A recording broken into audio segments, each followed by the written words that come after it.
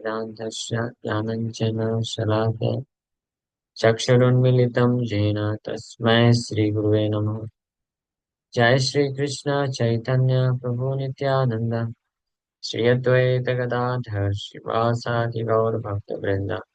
हरे कृष्ण कृष्ण कृष्ण हरे हरे, हरे Ram Ram Ram Hare Hare.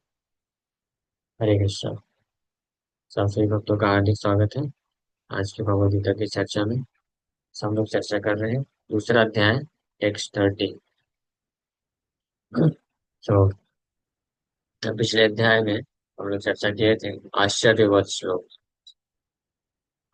X29। आश्चर्यवत पश्यति कश्चिदेनम्, आश्चर्यवत वदति तथैव चान्यः, आश्चर्यवत चैनमन्यः शृणोति, श्रुत्वाप्येनं वेद न चैव कश्चित्।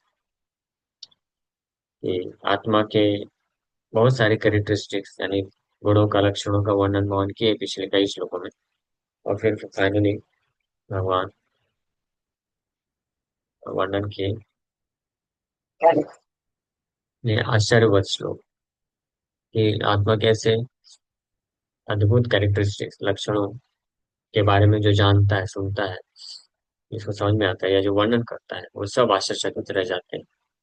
और आश्चर्यचकित होकर के वो कैसे रिस्पॉन्स देते हैं, इस प्रकार से रिस्पॉन्स देते हैं। कहा गया तो देखने आई एक इमोजी है ऐसे रिस्पॉन्स देने वाला। हाँ, ऐसे रिस्पॉन्स करते हैं आश्चर्य तरीके से। और कृष्ण भी, कृष्ण तीसरी लाइन में जो बोल रहे हैं उससे कृष्ण भी आश्चर्यचकित है। कई लोग हैं जो उसको अच्छे से सुनने के बाद भी फिर भी समझ नहीं सकते। Means rareness of understanding of self या सेल्फ रियलाइजेशन। जिस प्रकार से ये कंक्लूड कर रहे हैं भगवान आत्म तत्व, आत्मा के विज्ञान के ऊपर जो शिक्षा दिए। अब कंक्लूडिंग वर्ड्स है आखिरी श्लोक इस विज्ञान के बारे में। देहि नित्यम अवध्ययम, देहे सर्वस्य भारता, तस्मात् सर्वाणि भूतानि न त्वं शोचितुम् अर्हसि। ये कंक्लूजन दिए भगवान। क्या है इसका meaning? O descendant of Bharata, he who dwells in the body can never be slain. Therefore, you need not grieve for any living being.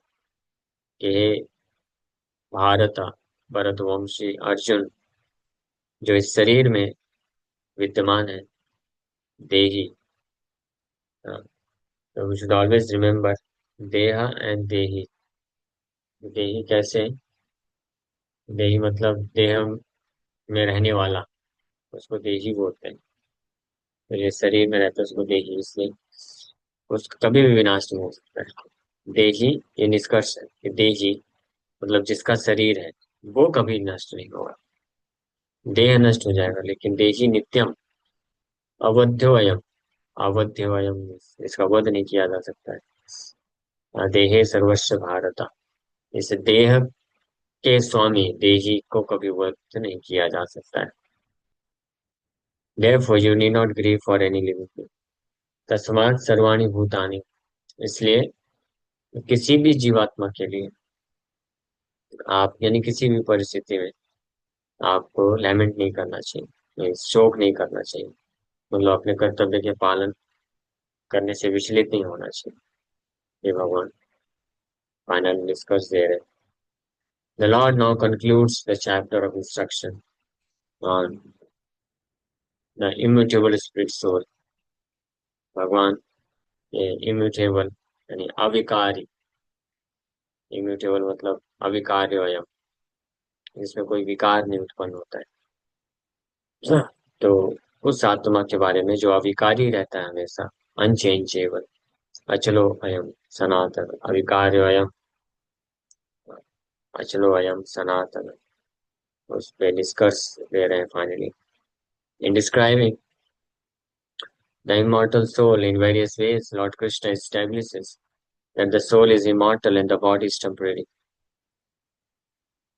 भगवान वर्णन किए immortal soul मीन्स नित्य सनातन आत्मा का अनेकों प्रकार से व्याख्या करते हुए फाइनली भगवान यही निष्कर्ष दे रहे हैं कि आत्मा यानी हमारा अस्तित्व का कभी विनाश नहीं हो सकता। हम एज इट इज जैसे थे वैसे हैं वैसे रहेंगे।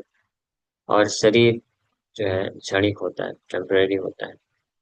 देयरफॉर तस्मात् सर्वाणि भूतानि, therefore Arjuna as a Kshatriya should not abandon his duty out of fear that his grandfather and teacher Bhishma and Drona will die in the battle. इसलिए निष्कर्ष है कि अर्जुन को, जो कि एक क्षत्रिय है, इस डर से कि किसी भी जीवात्मा का विनाश हो जाएगा, इसलिए अर्जुन के लिए भीष्म और द्रोण के प्रति अटैचमेंट होने के कारण वो सोच रहे कि इनका मृत्यु का कारण मैं बन जाऊंगा। तो ये विनाश के लिए शोक ना करते हुए अपने कर्तव्य का पालन करना चाहिए। He should not abandon his duty।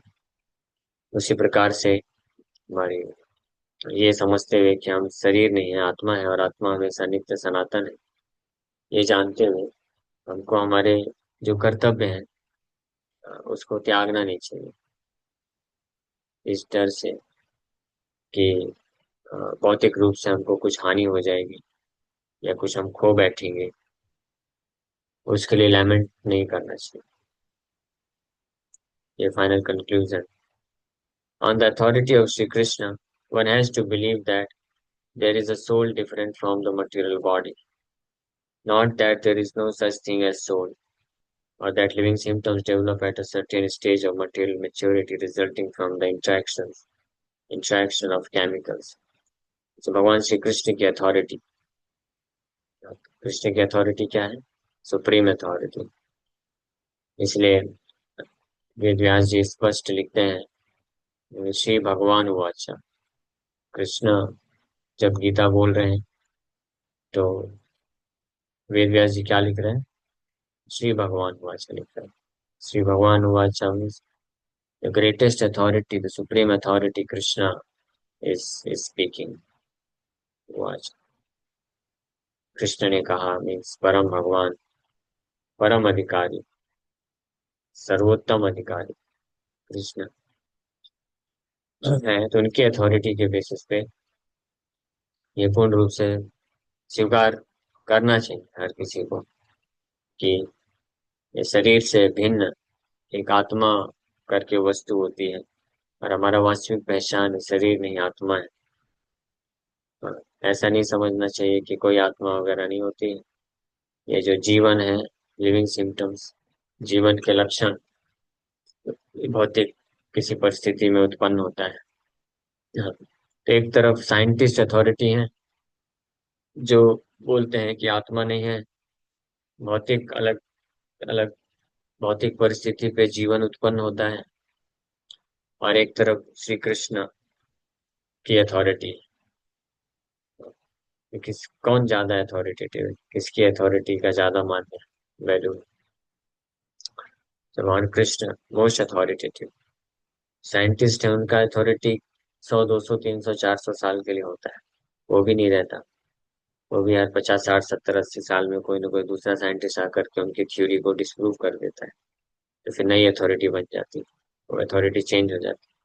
ये संसार के परिवर्तित होने वाले अथॉरिटी, उसको हम स्वीकार करें या कभी न परिवर्तन होने वाले अथॉरिटी श्री कृष्ण को स्वीकार करें, जिन्होंने जो रिसेंट लेक्चर दिया भगवत गीता का, वो भी 5000 साल पहले दिया।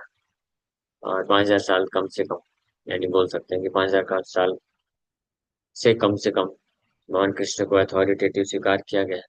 और आज तक कोई भी माई का लाल प्रकट नहीं हुआ है जो कृष्ण के जो सिद्धांत है, साइंस है, उसका विरोध में कुछ बोल सके या प्रमाणित कर सके।